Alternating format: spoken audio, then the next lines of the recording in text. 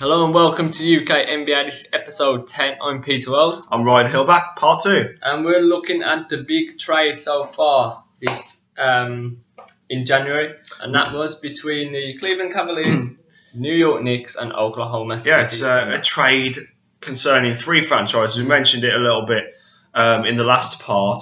Do you reckon that players like J.R. Smith, Shumpert and Mozgov will make Cavs a contender again? I think there's a potential. Mozgov, I said, didn't I? I mean Mozgov. Mozgov, obviously, Sorry Mozgov come over later. Obviously, we've got to mention that though, that he's been picked up by the Cavaliers. But maybe in the long term, it could do. I'm not too sure. Shumpert's obviously got to come back from injury.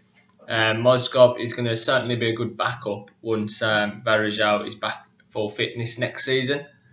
J.R. Is Smith. it Varejao? Varejao. I was calling Val Harrow. It's easier. Yeah. Whichever you want to say, we know what you're on about.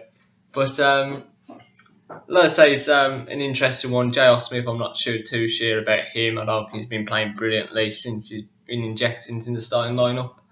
I think he's more of your bench player. He's coming from the Knicks, is he not, J.R. Smith? Yeah. Yeah, so the only thing I'm concerned about is he's with all due respect to the Knicks, he's used to losing, isn't he? Yeah, certainly, but we know he's had these seasons. 2 years ago when the Knicks were one of the best teams, he was a fantastic player, but he's also had seasons where he was terrible. He was terrible last season. He's been terrible this season. Well, everybody for the Knicks has been terrible. Yeah, so I think LeBron James would be terrible in that team at the minute. It's that bad.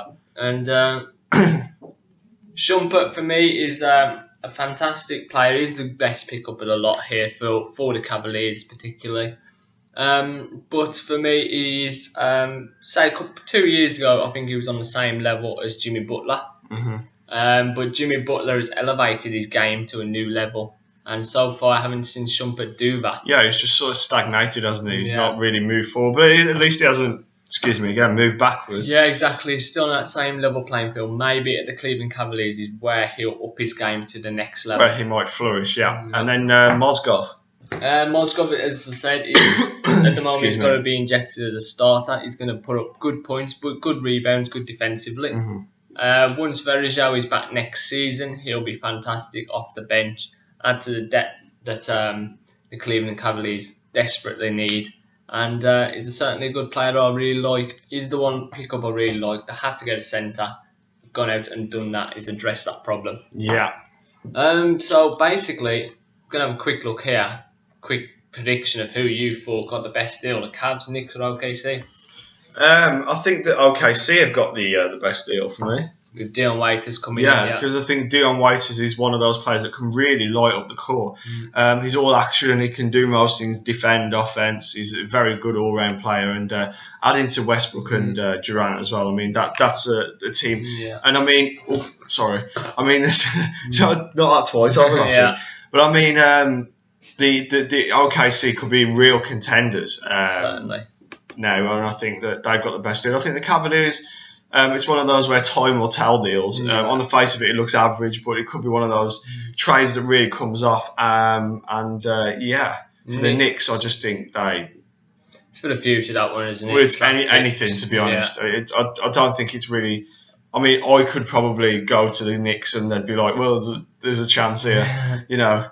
But I think that was one of them you've got to get rid of. You have to get rid of J.R. Smith, who's definitely the type of player that didn't really work in New York in the end.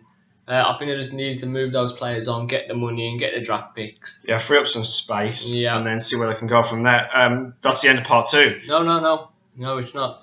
We've only been on 4 minutes. Have we? Can't cut off part 2 yet. We've still got some things to talk about, including OKC's Reggie Jackson. Oh, yes. On the way out. Look at all the bullet points. My apologies, my sincere apologies there. So basically, with with Dion Waiters coming in, this is potential to free up space for Reggie Jackson, who could be on the way out, the bench player initially. Where would he go though? Well, that's the question. There's a lot of teams that are going to look at him because he believes, he's certainly made it clear in the press as well, that he's a starting point guard. Obviously, won't be getting that with Russell Westbrook in the team. I highly doubt it. No, so what's going to happen with him? There's a team that we mentioned earlier in the news that could be looking out for him, and that's Boston Celtics. Maybe somebody like the Pelicans as well. Yeah, somebody of that kind of calibre. Again, I think you've got to look at him. Who's going to want him as a starter? I mean, there's so many good point guards. I mean, I think the Pacers need a point guard. Yeah, they've got George Hill at the moment, but obviously it fit in well at the Pacers. Yeah.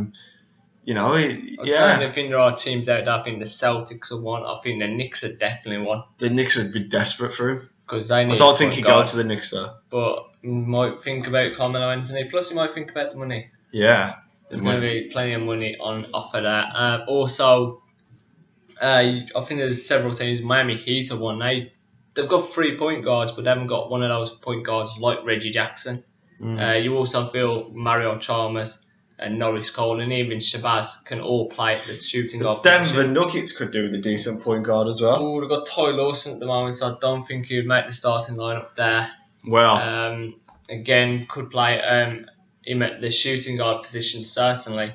With next to Ty I don't Lawson. think you can have too much quality though, if I'm being honest. This is the problem. I think Reggie Jackson is one of these players where he doesn't want to be the backup to anyone. He wants to be the main man. Otherwise, I think he'd stay with OKC because you're almost guaranteed a shot at the championship. You are, yeah. At least he's showing a bit of ambition. He wants to play. He wants to be not sitting on the bench picking up his wages, coming on for the odd few minutes, and then that's it. Yeah, but that's one that will be developing. I'm pretty sure now with Dion Waiters coming in. Yeah, potential. So we'll definitely keep a watchful eye on that. Yeah, but that is it now. Is that really it? Yeah, that's it. Sorry about that, guys. I'm eager. I'm eager. I'll tell you what I'm eager for. I'm eager for the next part. It's the return of Question Time, where Pete got disqualified last week, but I think we gave it you in the end, didn't we? We did, yeah. He got 2.5 last week. He's got 5. He's got 6. What can he do this week? The return of Question Time is coming up next.